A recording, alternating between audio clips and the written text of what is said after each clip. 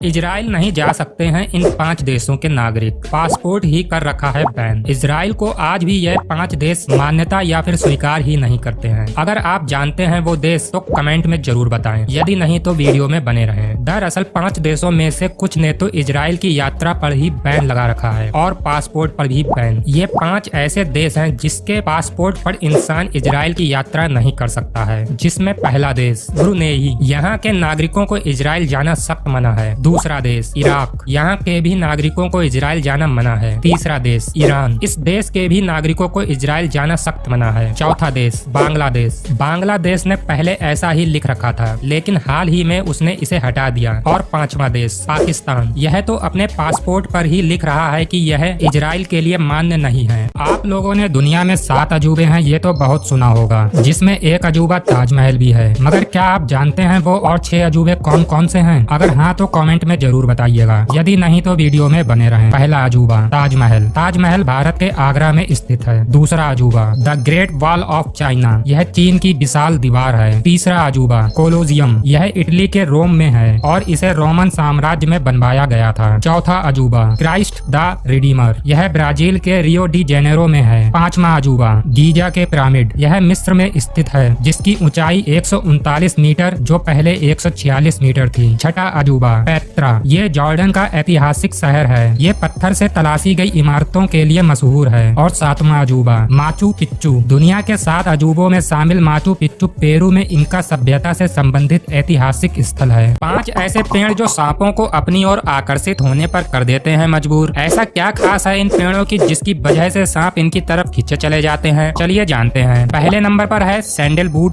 Tree, मतलब चंदन का पेड़। इस पेड़ की मनमोहक खुशबू सांपों को मंत्रमुग्ध कर देती है। दूसरे नंबर पर है साइट्रस ट्री, मतलब नींबू का पेड़। इस पेड़ के पास सांपों को भोजन, आश्रय और कभी कभी पानी भी आसानी से मिल जाता है। तीसरे नंबर पर है साइप्रस ट्री, मतलब सड़ू का पेड़। सांपों को इस पेड़ के पास उनका पसंदीदा शिकार अक्सर शिकारियों से बचने के लिए नीचे घोंसला बनाता है। चौथे नंबर पर है केदार ट्री, मतलब देवदार का पेड़। इसकी लकड़ी से सुगंध निकलती है, वहीं छाया और नमी के चलते भी सांप यहाँ पर रहना पसंद करते हैं। और 5वें नंबर पर है क्लोवर, मतलब तिपतिया घास। ये पौधे सांपों के छिपने और अपने शिकार को दबोचने के लिए जमीन पर आश्रय के रूप में काम करता है। क्या आपको पता है कि दुनिया में एक ऐसा देश भी है जहां पर समोसा खाने पर ही बैन लगा हुआ है? क्या आपका दिमाग चकरा गया है यह सुनकर? लेकिन यह बिल्कुल सही है। चलिए जानते हैं। अगर आपको समोसा बहुत पसंद हो तो कमेंट में जरूर बताइएगा। भारत में शायद ही कोई ऐसा हो जिसे समोसा ना पसंद हो। भारतीय लोग तो समोसे के दीवाने हैं। वहीं यहाँ तो आपको हर गली और नुक्कड़ पर समोसे बनते नजर आ जाएंगे। लेकिन एक देश में तो समोसा बनाने, खरीदने और खाने पर सजा का प्रावधान है। समोसे को इस देश में क्रिश्चियन धर्म का प्रतीक माना जाता है। वहाँ ऐसा भी माना जाता है कि समोसे का शेप आक्रामकता का शेप है। वहीं इस देश का एक चरमपंथी समूह का मानना है कि समोसे का त्रिकोणीय रूप क्रिश्चियन कम्युनिटी के बेहद करीब होता है। वहीं यह सवाल ज्यादातर प्रतियोगी परीक्षाओं में भी पूछ ही लिया जाता है और उस देश का नाम सोमालिया है। धरती पर मौजूद एक ऐसा जीव जो अमर है, जिस पर मरने का नियम लागू ही नहीं होता। ऐसा क्या खास है इस जीव में जिसकी वजह से यह मर नहीं सकता? तो कमेंट में जरूर बताइएगा। मौत एक अटल सत्य है। इस धरती पर जिसने भी जन्म लिया है उसका मरना भी तय है, मगर जेलीफिश पर शायद कुदरत का यह नियम लागू नहीं होता। कहा जाता है कि जेलीफिश डायनासोर काल से ही धरती पर मौजूद है। वहीं यह समुद्र की गहराइयों में रहना पसंद करती है। इसमें खुद को दोबारा लार्वा स्टेज में वापस लाने की क्षमता है और यह जितनी बार चाहे उतनी बार ऐसा कर सकती है। आसान शब्दों में कहें तो जेलीफिश अपने वयस्क जीवन में खुद को दोबारा बच्चा बना सकती है और इस प्रक्रिया को बार बार करने के कारण ही इसे धरती पर मौजूद अमर जीव के रूप में जाना जाता है। भारत का एक ऐसा मंदिर जहां पर देवी की मूर्ति हर दिन बदलती है अपना 3 बार रूप। यहाँ हर दिन होने वाली इस घटना को लोग किसी चमत्कार से कम नहीं मानते। चलिए जानते हैं। उत्तराखंड में पौड़ी जिले के श्रीनगर में स्थित सिद्धपीठ माँ धारी देवी के इस मंदिर में रोज चमत्कार होता है। वहीं यह मंदिर अलकनंदा नदी के बीच में पिलरों के ऊपर बना है। यहाँ नवरात्रों में भक्तों की काफी भीड़ उमड़ती है। मान्यता है कि माँ धारी देवी उत्तराखंड के 4 धाम की रक्षा करती हैं और इन्हें पहाड़ों तीर्थ यात्रियों की रक्षा देवी भी माना जाता है। ऐसा भी माना जाता है कि इस मंदिर में मौजूद माता जी की मूर्ति दिन में 3 बार अपना रूप बदलती है। मूर्ति सुबह के समय में एक कन्या की तरह है, दोपहर के समय में युवती की तरह है और शाम के समय में एक बूढ़ी महिला के रूप में नजर आती है। अब माँ माधारी देवी के लिए कमेंट में जय माधारी देवी लिखना ना भूलिएगा।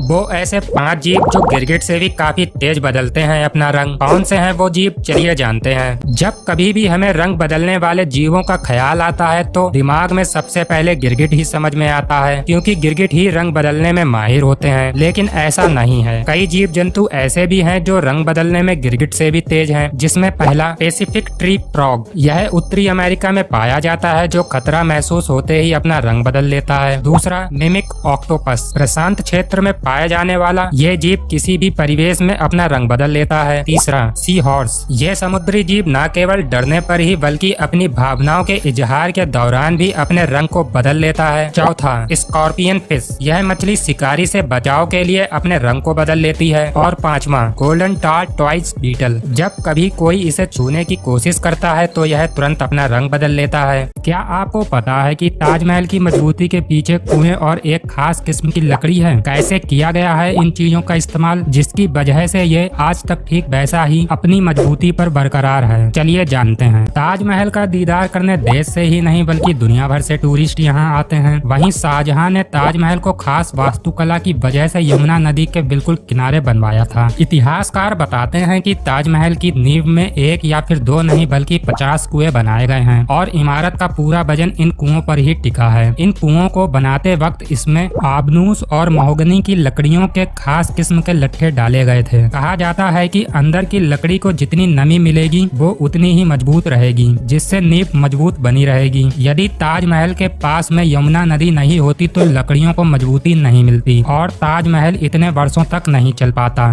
क्या एरोप्लेन में स्टीयरिंग होता है या नहीं? कैसे मुड़ता है आसमान में प्लेन? अगर आपको पता हो तो कमेंट बॉक्स में जरूर बताएं, यदि नहीं तो वीडियो में बने रहें। रोजाना हजारों लाखों लोग हवाई जहाज में सफर करते हैं, वहीं हर किसी का बचपन से ही जहाज में बैठने का सपना होता है। लेकिन प्लेन को आगे का रास्ता कैसे पता चलता है और कैसे मुड़ता है? एरोप्लेन में पायलट को रेडियो और रडार की मदद से रास्ते के बारे में पता चलता है। वहीं एयर ट्रैफिक कंट्रोल पायलट को निर्देश देता रहता है कि उसे किस दिशा में जाना है और पायलट को रास्ता दिखाने के लिए हॉरिजॉन्टल सिचुएशन इंडिकेटर का भी प्रयोग किया जाता है, जिसकी वजह से पायलट को रास्ते के बारे में समझने में आसानी होती है। वहीं एरोप्लेन में स्टीयरिंग नहीं होता है, प्लेन विंग्स की सहायता से दाएं या फिर बाएं मुड़ता है। आंखों के इशारों पर चेंज हो जाता है इस ड्रेस का डिजाइन। एडोब ने पेश की गजब की ड्रेस। क्या है यह टेक्नोलॉजी, कैसे किया जा सकता है इसका इस्तेमाल, चलिए जानते हैं। एडोब ने 3 दिनों तक चलने वाले इवेंट में कई प्रोडक्ट्स को लॉन्च किया, जिसमें से एक प्रोडक्ट प्राइम रोज है। इस प्रोडक्ट में ड्रेस को फ्लेक्सिबल टेक्सटाइल डिस्प्ले से डिजाइन किया गया है, जिसकी वजह से इस ड्रेस के डिजाइन को आंखों के इशारों पर बदला जा सकता है। एडोब ने दिखाया है कि कैसे इस टेक्नोलॉजी का इस्तेमाल करके ड्रेस के पैटर्न को बदला जा सकता है। यहाँ तक कि एक बटन प्रेस करके रियल टाइम एनिमेशन भी इस पर नजर आता है। इतना ही नहीं, ड्रेस के पैटर्न को आपकी बॉडी मूवमेंट के हिसाब से प्रोग्राम भी किया जा सकता है। मतलब आपकी बॉडी जैसे मूव करेगी ड्रेस पर वैसा ही पैटर्न नजर आएगा। वहीं adobe Firefly, adobe after effects, adobe stock और एडोब इलस्ट्रेटर पर तैयार किए गए कंटेंट्स को आप इस टेक्सटाइल डिस्प्ले पर दिखा सकते हैं। हालांकि यह टेक्नोलॉजी अभी डेवलपिंग फेज में है। फ्यूचर में आप इसकी मदद से अपने लिए कोई ड्रेस डिजाइन कर सकते हैं।